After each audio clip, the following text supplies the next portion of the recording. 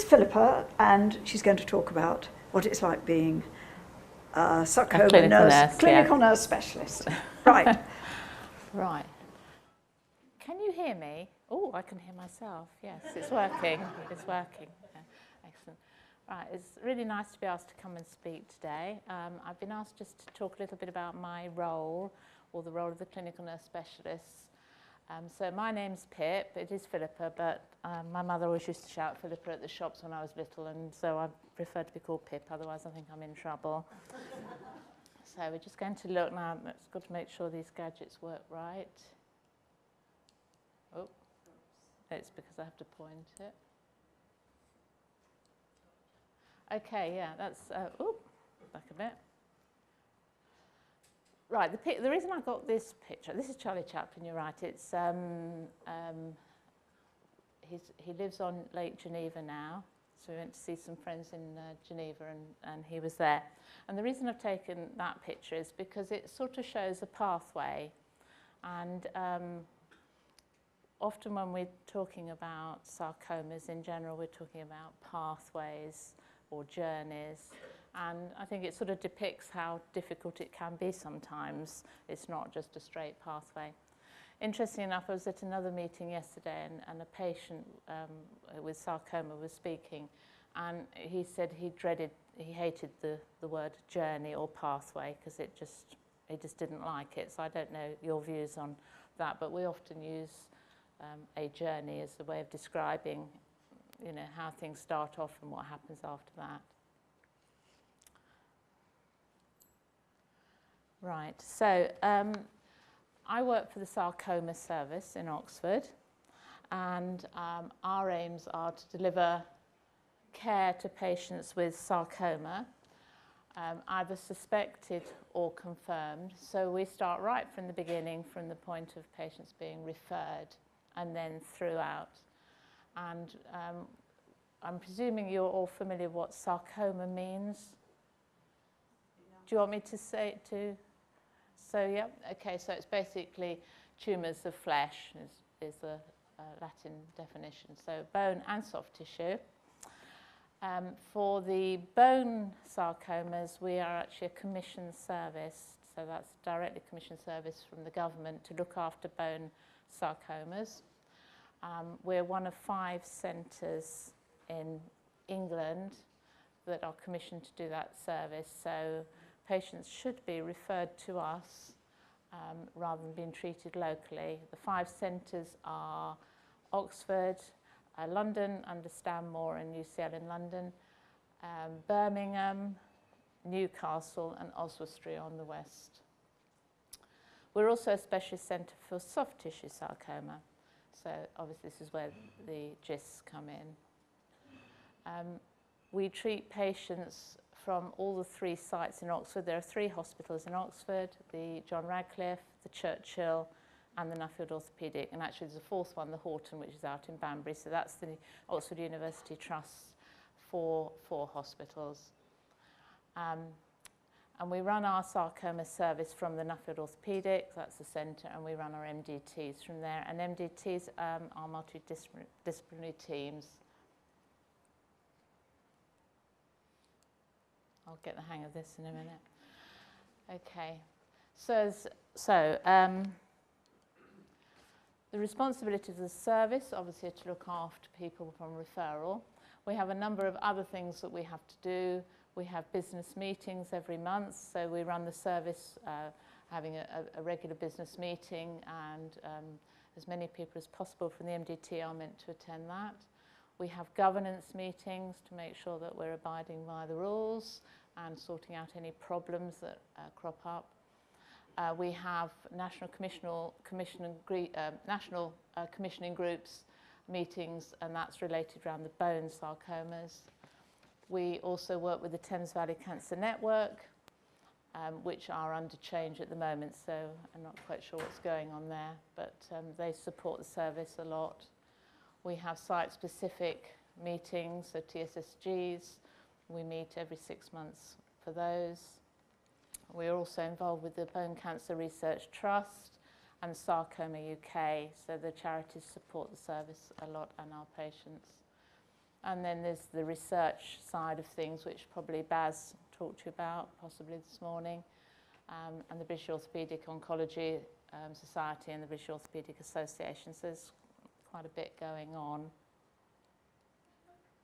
So looking at the actual role that we do, well, we are key workers, so we're linked into supporting patients, and every patient should be given the name of a key worker so that they're the direct point of contact for you.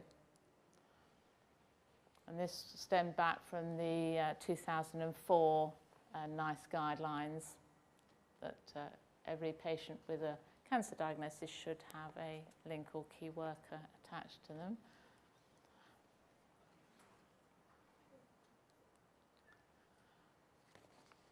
So obviously our main objective is to support patients and families. Right from the point of referral, we'll be doing that. I've been doing quite a bit with patients that are going to be attending on Monday, coming to clinic for the first time, letting them know about their appointment and what's likely to happen when they pitch up there. And they find that very useful. We had a lot of feedback on the merits of doing that call before that first outpatient appointment, and that's been very well received, so that when people turn up, they've got the name of somebody and they know where they're expected. So we act also as advisor then, so advising on loads of things, anything from emotional support, what's going to happen, talking about the disease, the treatment, the plans, the scans, how the family are coping, work. It's endless, it's life, it's lots of things. We also work with the clinicians very closely.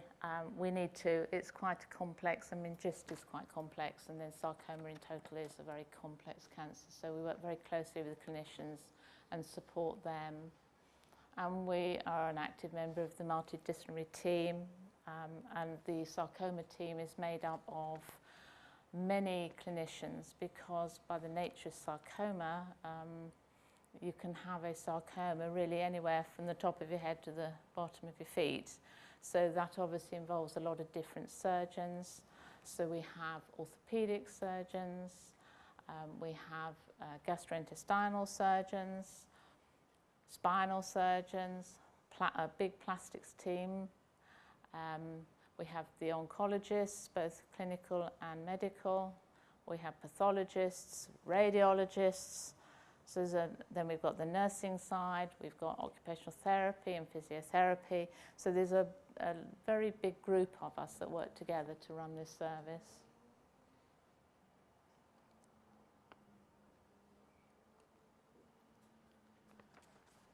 So as I said, from the point once we've seen patients in clinic, if there is a cancer diagnosis, then one of our roles now is to inform the GP that their patient has just been given a cancer diagnosis.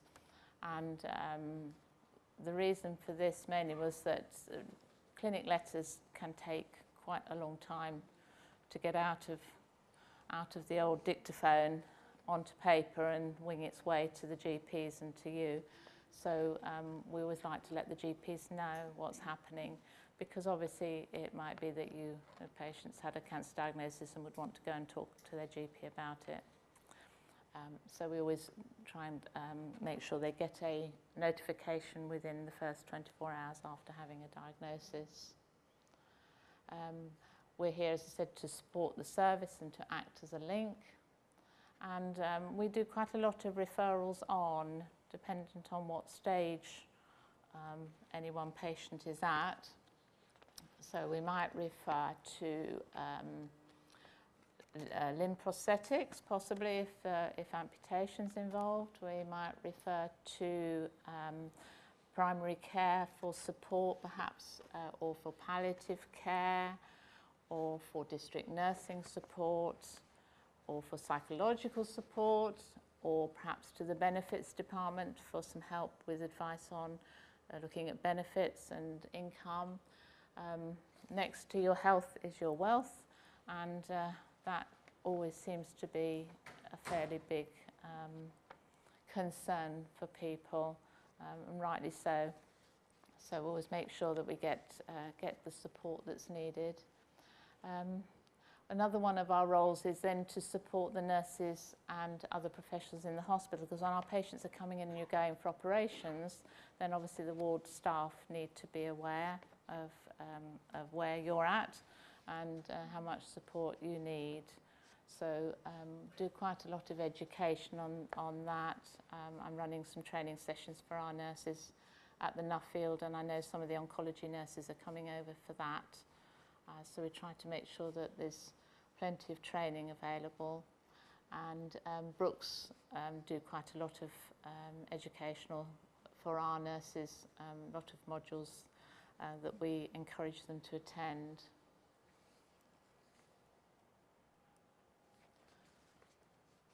So when patients come to clinic for a cancer diagnosis, we would aim to be present at that diagnosis. I think yesterday the patient said he knew when he walked in the room and there were lots of people in there that this wasn't good news. I don't know how you get around that. Any suggestions would be very welcome. It's a difficult one, isn't it? But we aim to be there when they have a diagnosis, and then we would probably take them off afterwards and just sit and talk, really, and plan where we're going from there. We will give contact details, so we try very hard to make sure all patients get our contact details so they can communicate with us. And we have our own phones, we have bleeps, we have email.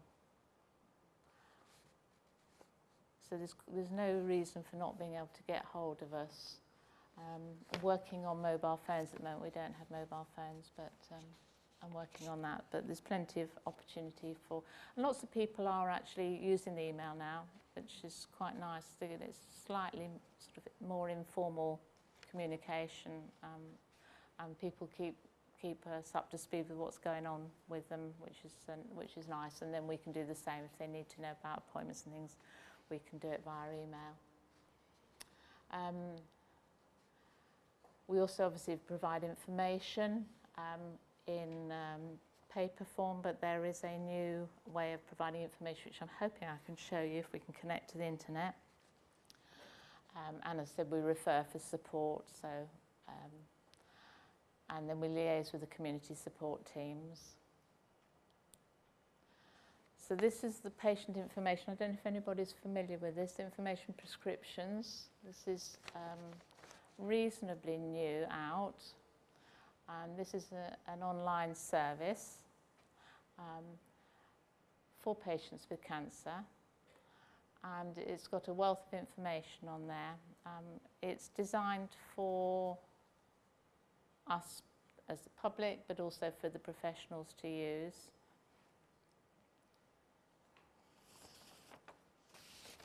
So I'm hoping that we can load that up in a minute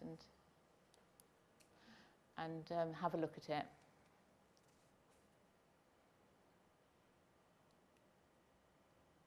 So those are just some tips really for using the internet. There is a web page, as you saw. So up on the top is the web page, but if you don't remember it, which is quite likely because it's a bit long, you can. It's yellow against a white background. Could you possibly read that website again, please? Yeah, it should be at the end. Hang on a minute. There. Could you read it out? Yep. HTTP.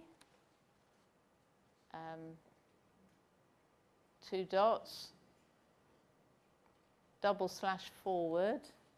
www.nhs.uk/IPG/pages/ are you with me? Yeah. IPSTART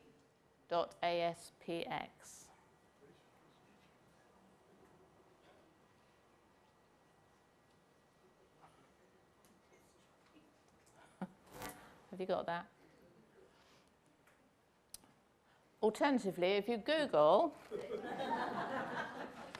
and put in information prescriptions, it normally comes up the first hit. Because it's unlikely you're going to have that web address to hand if you're, you know.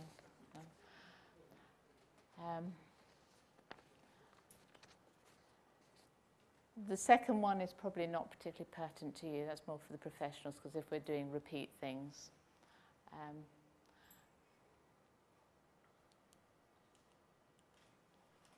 If you go back to there, the IP logo, if you're going to start looking at this site, if you want to get back to it at the beginning, press on the IP logo. It's on every page, so it'll take you back.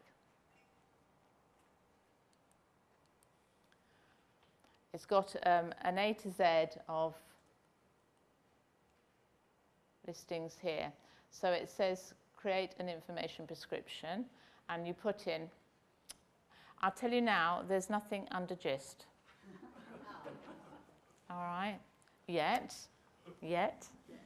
but there may be. But then, in fairness, under sarcoma, there's not an awful lot either. But what it's really good at is lots of other information on cancer, lots about benefits, help, all sorts of things. I think the drugs will be on there as well, so you should be able to pick up the drugs on that. And if you press on this little bit here, it gives you an A to Z, and then you can click down and find out what you want. But it does need a little bit of searching around. So, you know, if you've got a spare hour, then you can play around with it. You can put in your postcode, and then that'll bring up any local information. So I know that in Oxford, our own sarcoma nurses' information is on there. So if you needed to find out your local nurses, you could find it out by putting your postal code in.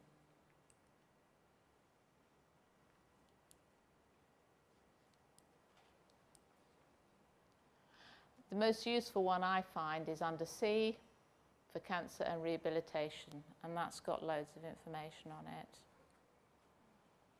So you might find it useful to have a look at that website. For the service, the things we're looking for the future, as we're looking, I don't know if Professor Baz-San mentioned, but he's hoping that we may become a centre for Ewing sarcoma as a specialist centre. Ewing's is a bone and soft tissue cancer that affects younger people on the whole. So we're looking at possibly becoming a centre for that. We're looking at having a web-based patient forum, and that's under construction at the moment. I mean, you're quite fortunate with your GIS in having this support.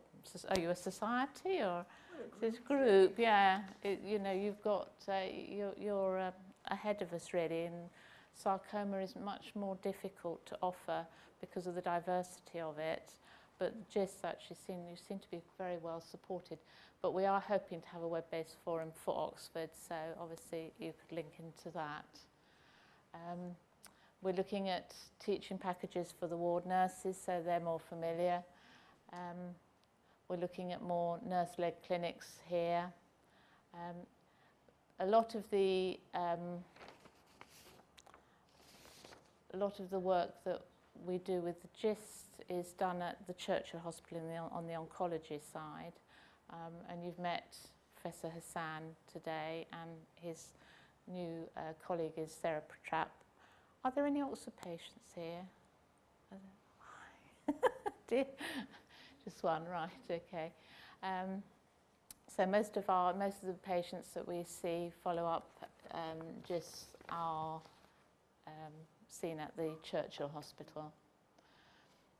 We're looking at an information drive, and again, that's associated with the information prescriptions, trying to get the information out there. And then we've got the online. So let's see whether I can get it to work. You met Professor Hassan this morning? Yeah. So I've been working with him for about 3 years now, and we work quite closely in the oncology clinic. He's very much a scientist, as you've probably gathered today. But yeah, he's a great chap. Knows his stuff. Okay. Right, let's see whether I can...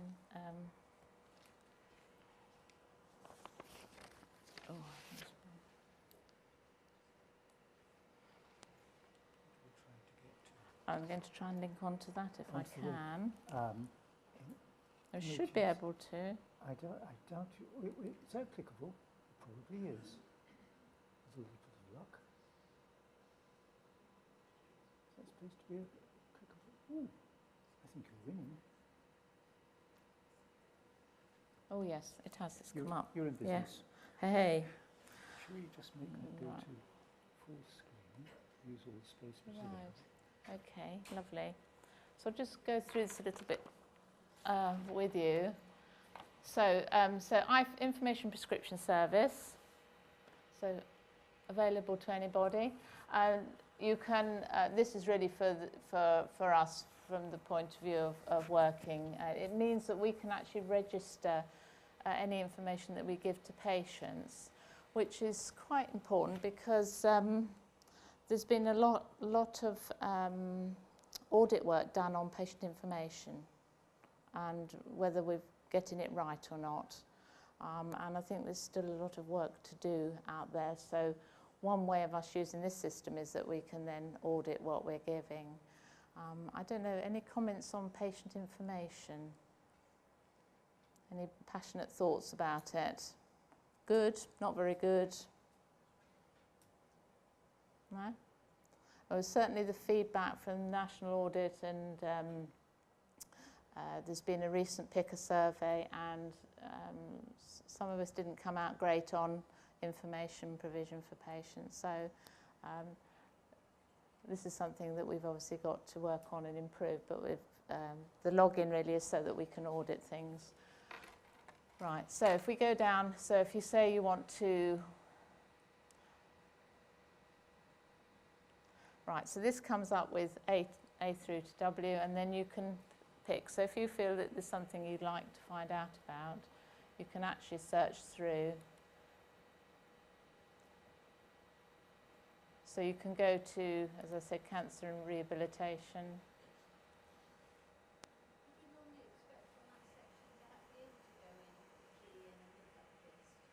If we go to G, you might be disappointed. Well, this would be very, yeah. I mean, this is sort of relatively new and it's changing all the time as they're fine-tuning it. Most of the information on here, it really comes from the charities, interestingly enough. So you can see there isn't anything on GIST there. So there's an opportunity here to get something onto there. In fairness, there's not a huge amount on sarcoma either.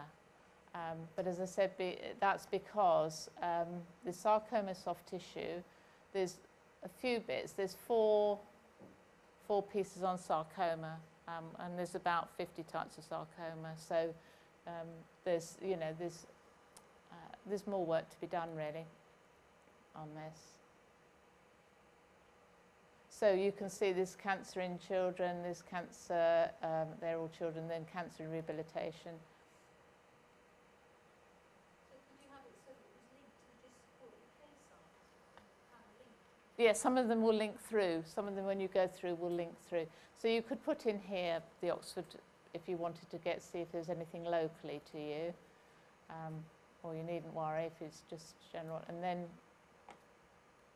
so these are the drops. So cancer rehabilitation, living with cancer, and that gives you basic NHS information, which is normally not very much. And then you've got specialist information. And you can drop down in any of these boxes and have a look. So say you want to see, I use these quite a lot. And then you can have a read down and see what information you're looking for some help with. And then you might think, well, how can you help yourself? Well, and you can click the preview button. And the page will come up. Now, all this is available. You can go onto the Macmillan site or the Cancer Research UK site. It's there all around, but this has just brought the whole lot together for you so that you can actually makes it easier. So you can have a read of it and then print it out if that's what you're after.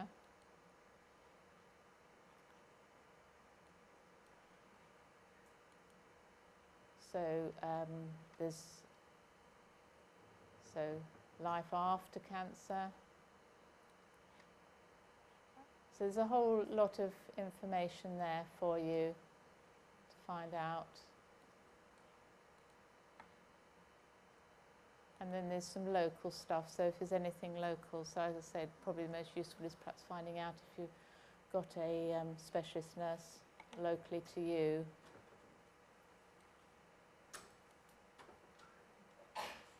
This bit down here is really for us, so we can pick a few sheets and then actually click on this button here, and that allows us then to gather a sort of lump of information together and then send it off to you. And we can send it off either on an email or print it off or a PDF. So you wouldn't need to do that, obviously. And then if you wanted to go and search something different, you press that button again and it takes you back to the beginning.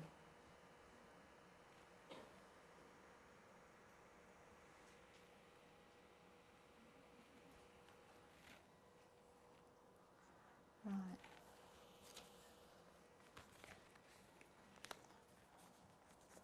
So really just to recap, our role is there to support, and to be there with you. Excuse me, this morning we heard someone say there was an e-cancer site. Is this the same thing? I would imagine. No, this is separate. E-cancer has been set up by Professor Gordon McPhee. Sorry, Jane, we can't hear you. Oh, and sorry. It won't get. It's separate. But it's Have you got? Where's the mic? mic is here. So if I pass it across to Jane, maybe Jane would like to maybe repeat the question as well as the answer. The question is, she to repeat the question. She's got the mic. I've got a loud voice. I can hear you perfectly. Can't hear. No. Switched on. Hello. Hello. The question was, is this the same as e-cancer? No, it isn't. I don't think they're connected. E-cancer. Why? Well, Why not? this is an information prescription service specifically for those involved around cancer.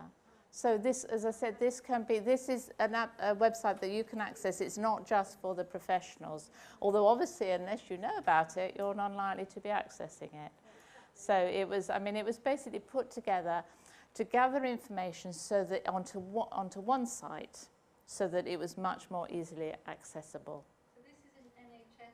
This is an NHS. It's on the NCAT website, basically. This morning I was flagging the fact there's a site that's been promoted by Professor Gordon McPhee called eCancer, which is basically initially for medical professionals to look at, to be kept abreast of new findings and research anywhere in the world in relation to cancer, but they are wanting to develop more on the patient side as well. So Yes. probably the two to talk. Yeah. There's going to be much more. At the moment, for the last year, I've been working on something called the QUIDIS project, which has been looking specifically at bone sarcomas. And what we've been trying to do, I'm not sure how successful it's been, But it's been really interesting.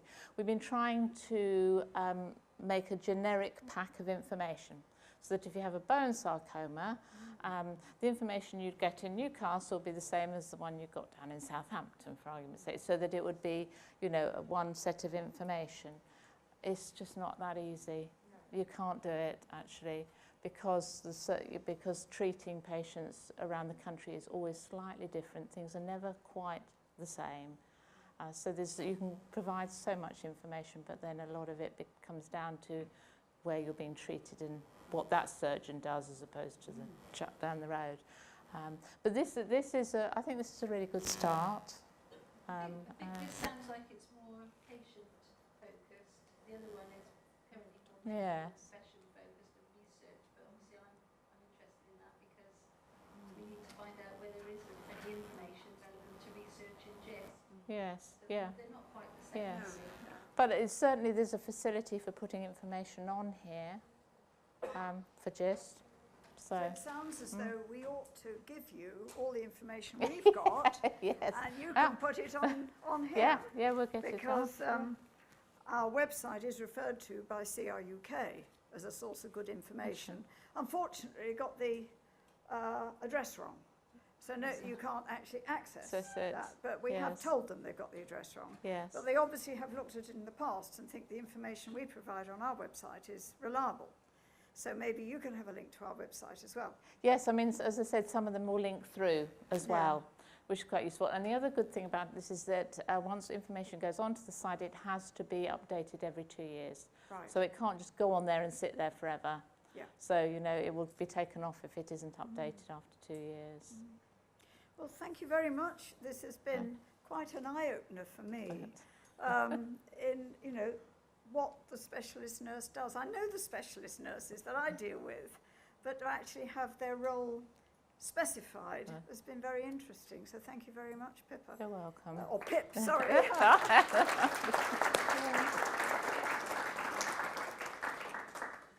Now, before I let anybody else ask Pip any questions, I've got a question for you. Well, a question for us. How many of you know who your key worker is? Hands up. Oh, my goodness. Yes. Not many of us. I can only talk locally, but I do have to say most of the patients who have GIST tumours and have surgery tend to have that surgery at the John Radcliffe, which is one hospital that we don't go to. Right. And I tend to meet up with them when they're referred to the oncology service. And that's when I would start to link in. So you can see the gap straight away. Yeah. So it's obviously not working as well as it might, either in Oxford or anywhere else. Would it be a good idea for each of us when we next go to our hospitals to say, by the way, who is my key worker? Yes, absolutely. Can I just, how many of you actually had an operation as your first sort of, so you went straight in for sort of emergency surgery, that sort of thing? Yes, so it's sort of about a third at least. So I think this is where you know, you're going in as an emergency under general surgeon, and you're not linking into this system at all at that point, and then you're recovering. But most of you are followed up by oncology services, yes? Oh, so that's really interesting. Where's the mic? My surgeon spoke to the FDT in the region anyway, so surely if they do that, they can link in to you that way, can't they? At the FDT time. Yes, I mean there will always be nurses there. I have to say it didn't. No, no. I mean I don't know whether we would pick it up at that point. I mean I pick up all the patients that come through Oxford in the clinic. I'm there in the clinic. And that's where I would pick it up. And sometimes my input, by the time you've had operations and it's out and you're perhaps just being followed up or observed or perhaps starting on medication, sometimes my input's not that great at that point. I think sometimes it'd be better if it was at the beginning when you know the whole trauma of the thing's kicking off. So there is sort of room to improve. I have to say that we can stretch ourselves so far. There are not enough hours in the day. You know, I always say to patients, to be honest, shout. You know, those that shout loudest get. Yeah. How many patients do you reckon to be able to have on your sort of caseload, as it were? Gosh. Or don't you Well, have a caseload? It's ever onwards going, you know, so people requiring our help periodically, not all the time. And I mean, you know, you want to get on with your life, don't you? You want to just, you know, do normal things. You don't want us there all the time. So we dip in and out as people want. Some people want a lot of help. That's fine. Some people want a lot of help when it really gets tough. And once we get over that hurdle, then they're fine again. So it's very variable on what patients want. But we do have a large caseload. Was it a shock to you to see how many of us don't know who our key worker is? Yes. Yes. Yeah. Yeah. Any other questions for Pip? It sounds an almost impossible job to support all these people who need your help. It is tough sometimes, and I'd like to do more. We do work hard to try and ensure that you know we're there if you need us. Yeah. So if you don't know your clinical nurse, then you need to find out. Right. So there's some homework for all of us. So well, thank you very much. You're Pip. welcome. Thank you.